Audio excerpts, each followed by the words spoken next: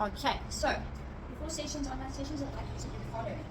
Okay, we're going to start with what I'm going to call the inchworm online, the inchworm mobility drill. Taking your chin and rolling forward, rolling down onto the mat. Okay, getting into a nice plank, nice tight core, wrist below the shoulders. Okay, then we're going to go into what we call a runner's lunge or yoga kind of pose. Straightening the back leg, so we're stretching the hip flexor, pushing the back heel down into the ground. This leg is not too far out, it's nice and close to the hand, okay? Swapping sides for me, same thing. Then you're going to go back to the plank, drop your chest to the floor, so we activate pushing muscles, and engage your core as you push yourself back up.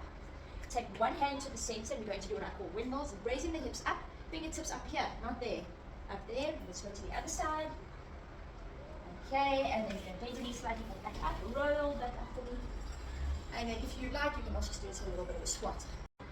Okay, your deep quadricep stretch. I'm just using a chair, but you can use anything. You can use a wall, a sofa, whatever. And make sure that the mat is thick enough so that your knees don't get strained on the floor. So you're going to put your knee, on the leg which you're stretching, down on the ground. The closer you get to the surface behind you, the more intense or deep the stretch will be. I just want to go a bit back so you can see me, my front leg. So we're doing this. Toes are pointed, they're not flexed at the back. The front leg, there's an alignment between the heel and the knee. And then when you're here, you don't want you to arch your back, so what you want to do is you want to squeeze this butt cheek, so you're getting a nice deep stretch all the way through to the quadricep and through the hip flexor. Okay? So you're going to try and hold it for about a minute to really get that stretch nicely in there. You can even release the fascia by pulling the hip bone up. Alright, and if you feel like you can do this, you can also take the arm over, the one where the leg is on the knees on the floor. Go over side bend. When you side bend, I want you to go slightly forward as well. Oh, that's such a nice stretch. I needed this. Alright, and then you're going to go to the other side as well. Okay, pelvic rolls, very important. You know, if you're stretching your hip flexors and your quads, there's a reason that they're so swollen. There's a reason that they're tight, and there's a reason that your bum is weak, and they work together. So your bum is now weaker, these are tighter. So we've got to activate the bum every time as well.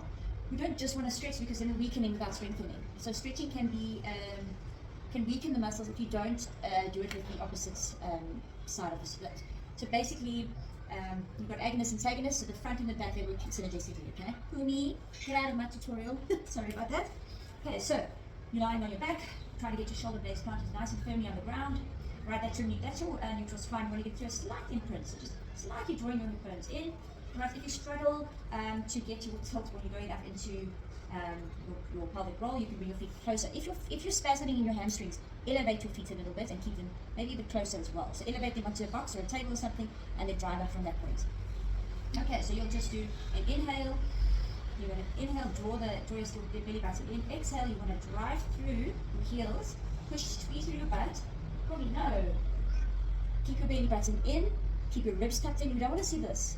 Okay, so it's got to be like a tilt. You're going to go up like that for me and hold.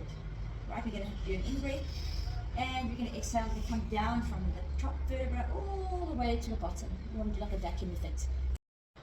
Alright, so basic hamstring and hip mobility. We'll do some hamstring or leg swings. You can hold onto something. Keep the knee nice and straight and just swinging out that from that hip joint. Okay, 20 on each side. Okay, and then we're going to do what I call opening the gate. Right, so you're going to, let's do it from the front first. Knee comes up to hip height, rotate open and down. Up to knee height, rotate open and down. Other side, up to knee height, rotate open and down. Up to knee height, rotate open and down.